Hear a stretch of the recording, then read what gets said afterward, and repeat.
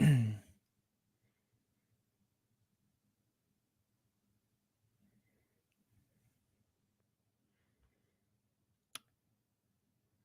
right. What is up, everybody? And we'll make sure I got this live going right. I don't think I'm going in. There we go.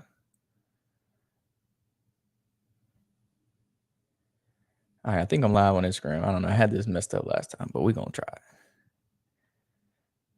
All right. Let's get into it. Hopefully, this thing's recording. Last time I got all messed up and I did not get my recording. Still don't know how to work this thing.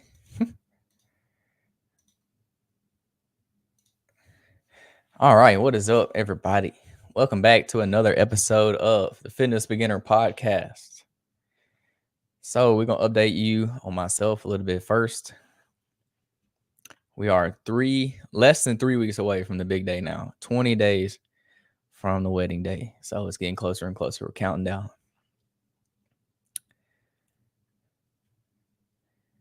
This rain outside is absolutely killing me. It's got to stop. It's raining literally every day. This has got to be the rainiest year we've had yet. If it's not, it will be before the end of the year. So shout out to all the Mobilians out there. I know y'all struggling like I am. Oh, all right. So today I want to get it on here and talk to y'all a little bit about how to track your macros. So if you don't know what macros are, macro is short for macronutrients. The reason I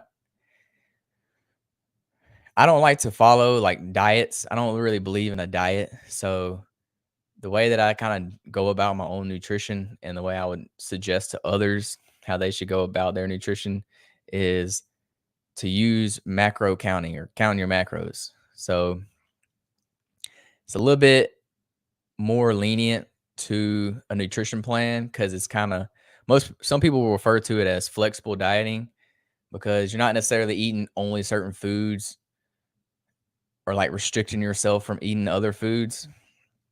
So you're setting yourself macronutrient ranges. And as long as you stay within those ranges, then you're good on whatever it is you're eating. So first and foremost, we're just going to get into like what your macronutrients are. Number one, proteins, probably the most important, especially for me, because I like to build muscle. So protein is going to be your most important. Number two, you have your carbs, which most people are scared to death of carbs, which I don't know why. Like social media has absolutely scared people away from carbs for some reason. But I'm going to go ahead and tell you now, carbs are essential. Well, they're not essential, but you need carbs. If you're going to be training in the gym, these are what's going to fuel you to actually be able to perform in the gym. So, yeah, you can use a keto diet if you really wanted to. And some people are 100% believers in the keto diet, and they will argue for the keto diet because they've actually used it and it's helped them. But for most general people, the keto diet is not very sustainable. It's very hard to commit to and actually do. It can benefit your health, but also then again, it can hold you back from actually achieving the proper health and nutrition that you need. So I do not preach the keto diet. I eat carbs. I love carbs. Like, who don't like potatoes? If you don't like potatoes, I don't know what you're doing. You're not living life. You can eat potatoes in literally any kind of way you think of. Like French fries, that's literally potatoes. And then the last macronutrient is going to be your fats. Again, fats have a bad rep when it comes to the nutrition world. I think mainly because fats have 9 calories per like gram. I think 9 per gram. So they have more than protein and carbs. Protein and carbs are both 4 calories per gram. So some people get scared away from fats. Like a lot of people try to eat a low fat diet, which is not necessarily a bad thing, but you still need fats. Like there's healthy fats out there that you need to incorporate into your diet because they're essential. Like you have to have fats, you have to have carbs, and you have to have protein. So now that we got like the basics of what the macros are, we're going to talk about why should you track your macros. Tracking your macros is another way of counting your calories. Most people, when they first start dieting, that's kind of how they start. They'll start by counting their calories. But, and yes, counting calories can be a great way to lose weight because it makes you more aware of like how many calories you're taking in throughout the day. And it kind of keeps you to a certain limit. Like, say you set your calorie goal to 2,000 calories and you just want to stay under that. Yes, that's a good way to lose weight. But when you do macro counting, it actually is a little bit more in-depth version of calorie counting, and I prefer macro counting over calorie counting because you can absolutely splurge on just calorie counting and still stay under your calorie goal. But with macro counting, you can't do that. Like, you have to eat a certain amount of protein, a certain amount of carbs, and a certain amount of fats every day. If you do like if you were just doing calorie counting, you could just not eat all day, and then at the end of the day, just stuff your face with fried chicken and ice cream, and yeah, you would still be under your calorie count, but you wouldn't be providing your body with the proper nutrients that it needs to function properly, to build muscle properly, to regulate your hormones properly. So that's why I like to do macro counting. It's a little bit more in depth. Yes, it's a little bit harder. It's gonna be harder at first, but the more you do it, the better you'll get at it over time. And like the easier it'll get, and the better you'll get at actually tracking it by actually just like eyeballing your food and knowing what macronutrients are in that meal. So like once you do it for a while, you won't have to sit there and weigh out every single meal or track every single meal. You kind of you'll grow with it along like over time as you do it. And it's a lot more sustainable than just trying to follow like a restrictive diet or something that felt like only eating certain foods or cutting out certain foods. So that's why I like the macronutrient style of things because it's more sustainable in the long run. So counting calories versus counting your macros, you have to understand that there's a difference between fat loss and weight loss. A lot of times those terms get used interchangeably, but they're not. I wouldn't use those the same way. So there's different variables that kind of help you achieve the results with these two. So weight loss is a result of just being in a calorie deficit. And when you're in a calorie deficit, this can cut into your fat stores, which is what you're going for, but it can also cut into your muscle stores. So this is not what we want to do. We want to provide our body with the proper protein it needs to hold on and maintain to that muscle that you've been working hard for in the gym. So just taking in less energy throughout your day than your body burns is an easy way to get into a weight loss state. Now, fat loss, it's a little different. So you can trigger fat loss by tracking your macronutrients. This is going to give you a better understanding of how your body responds to the key nutrients that it needs. So each of your macros, protein, carbs, and fats, they're going to play a unique role in your health and in your fitness and your performance in the gym. So you need to get the right balance of these three every day. And then depending on what your goals are, they're going to kind of differ a little bit. So, and everybody's different. So macronutrient levels will not be the same for everybody. So by counting your macronutrients, you can fuel your workouts more efficiently, and by giving your body what it actually needs, and this will over the long run will help you achieve like better results. So that's why it's important to track macros over tracking your calories.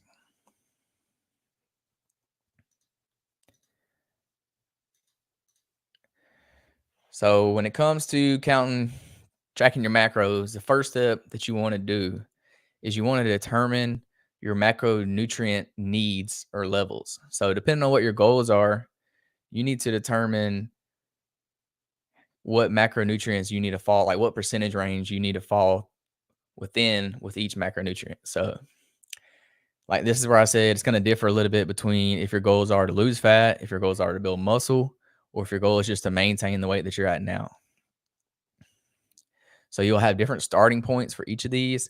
Obviously, if you want to build muscle, you're going to eat a little bit more protein. And then depending on the type of body type you have, male, female, it's all going to play a role. If you don't know how or what macronutrients, like what you should set your levels at, a quick and easy, like simple way just to get a base idea is to go on Google and just type in macro calculator and just pick one of them. There's a ton of them on there. Just pick one, pick a free one. Don't have to pay for anything. It'll like ask you a few questions about your body type, your age, your sex, all that kind of stuff, what your goals are. And then it'll give you like a generic percentage that you should stay within. And that would be a good place to start. I would start there. And then as you do it for a while, you'll kind of see how your body adapts to those. And then you can kind of change them depending on where you want to go, like where your goals are, things like that. Number two, you want to get the right tools, or like however you're going to track your macros physically. So what I suggest, because we're in the 21st century now, there's an app for it. The app that I use is actually called MyFitnessPal. You've probably heard of this. If you've ever been on any kind of diet before, you've probably used MyFitnessPal. It's very, very popular. It's probably the most popular one. If there's another one, y'all let me know. I really don't know. But yeah, I use MyFitnessPal personally. There's a free plan. You can use a free plan, but it's not as, you can't go in as much detail with the free plan. So if you're really serious about your diet, go ahead and get this subscription. It'll be worth it, because you can really dial in your nutrition over time with the premium plan. You don't have to use the app though. If you're more traditional, you just use a pen and paper, like use a log. You don't have to get crazy with it. The main thing you really want to focus on is just actually tracking them. Like and when I say track them, you have to track everything. You can't just put like your main meal. Like you have to put everything. The oils that you cook it in, the toppings, the sauces you're dipping it in, like seasonings. You need to, maybe not seasonings. Some seasonings have calories in them, but yeah, you want to track everything. Track your water, all this. But the reason I like the app better is because it already has foods like pre-installed in there. So like you can literally just search up the brand of the food that you ate or whatever, or just like the generic, like say if you had chicken breast, you can just type in chicken breast. It'll come up. It'll have all the macronutrients like already laid out for you, and you can just select it. So that's why I like the app. It makes it super easy. And then number three, I kind of hit on this a little bit already, is you want to actually log it every day and be as specific as possible as you can. So you want to keep track of every single thing you eat and every single thing you drink, because as we know, drinks have a lot of calories, like especially if you're drinking sodas, they have a lot of calories. So every little sip or bite that you take, any little snack you have, record it, because it's going to play a role in your daily macros. You want to note the actual serving size you're using. To use a serving size, you're going to need measuring cups, a food scale. A lot of like nutrition labels already have it all like labeled on the box or whatever it is that you're using. So that's a pretty convenient way you can track them. You need to make sure you include all the ingredients. Like if you're making a meal where you mix several things together, include all the ingredients that go into that meal, like the toppings, the seasonings, the cooking oils. They're all going to impact your macronutrient levels. So it's important to include them all. I mean, you may not think, hey, a few grams of fat here and a few grams of carbs there. You may not think it may have a big effect just because it's a few, but if you do that over time, it's going to be a bigger effect than you realize. So if you're using the app to track, or if you're using any app to track your meals, make sure you search that specific brand, because some things kind of differ a little from brand to brand. Most of the app, if you use MyFitnessPal, it will actually have a barcode scanner on it. So you can just scan the barcode on pretty much any food, and most of the time it'll already be in the system. If it's not, then you can add it in the system, and then you can use it again in the future, or actually anybody else on the app can use that you like if you put it into the database.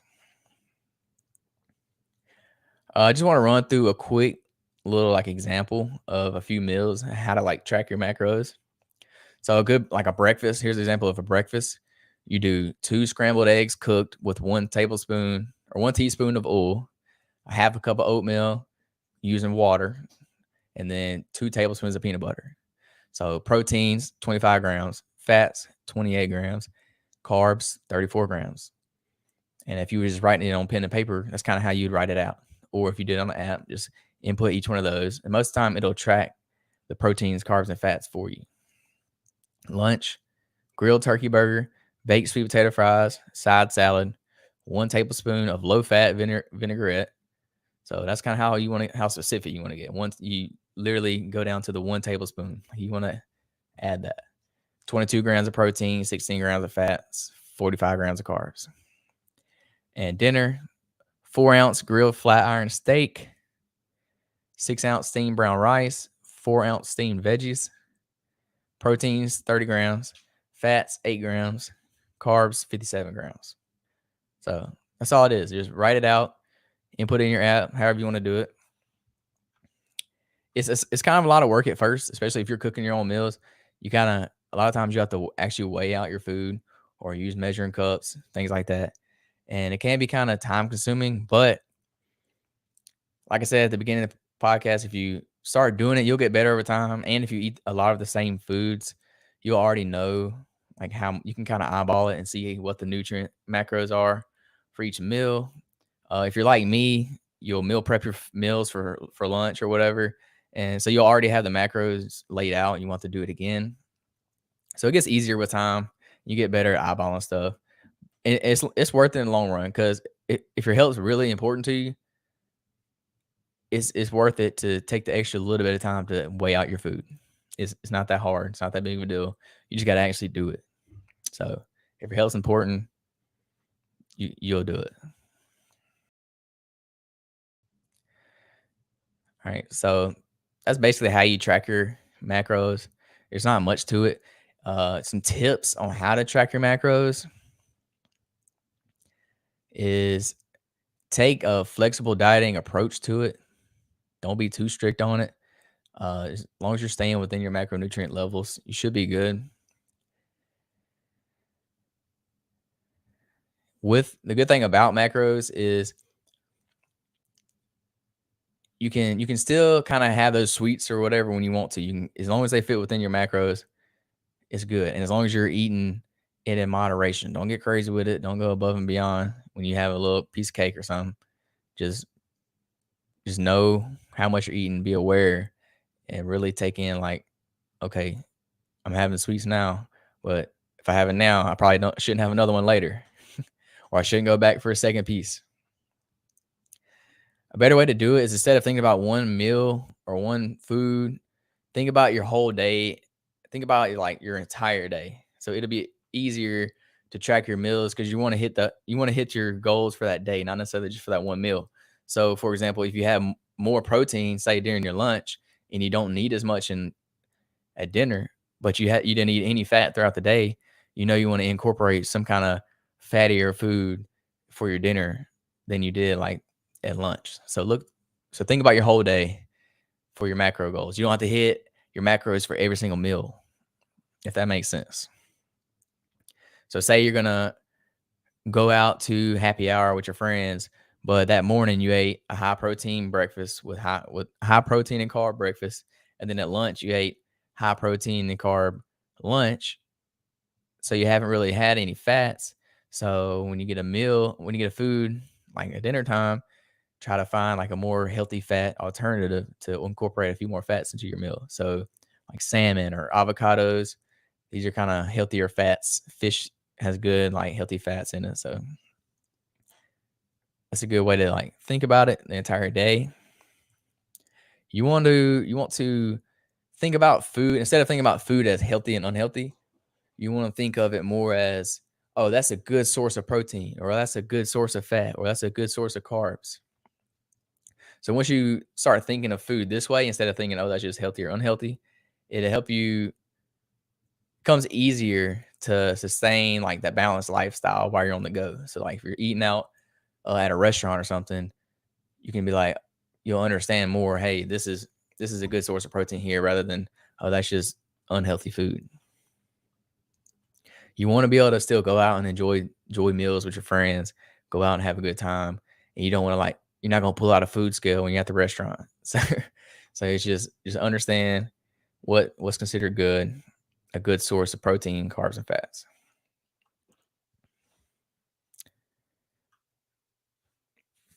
Also, you want to learn how to like adapt to changing environments. You're not gonna have the same. You're not gonna be in your same like in your home, in your kitchen, cooking every meal. Like I said, you're gonna go out with your friends. You're gonna enjoy yourself. So being able to change to the different environments, different types of food that you're gonna be eating, it's gonna help you achieve like success within your diet over the long term. Also, just don't get super crazy obsessive with your diet. I mean, you can, and you'll be probably more successful if you do. But we want to create sustainable habits over time. Because if you go, say you're super strict on your diet throughout the week, Monday to Friday, it's gonna without any kind of leniency, you're gonna be more tempted to kind of splurge on the weekends.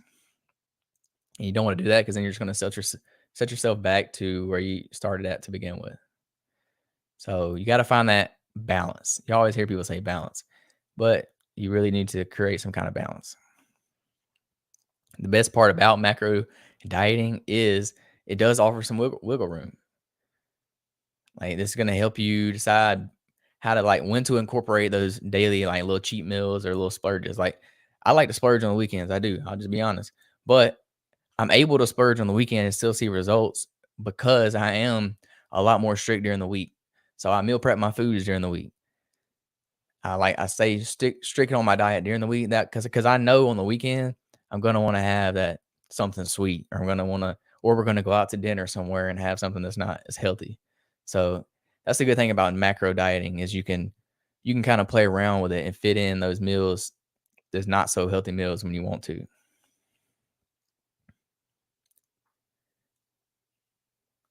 Yeah. So also a good tip that really helps me, I've mentioned a little bit, is meal prepping your food. Meal prepping is easy. One, you already know what the macronutrients are because you for each day because you meal prep for each day, so they're all the same. So it's pretty easy to track it that way, and it helps you stick to your macronutrient goals easier because it's already made, it's pre-made, so you're gonna be less tempted to go and like get something else, buy something quick, some fast food or something, because you already have your foods made. It's already there. So you're going to eat it. You're not just going to make it and then not eat it. If you spent the time to sit there and meal prep it, because it takes time, don't get me wrong.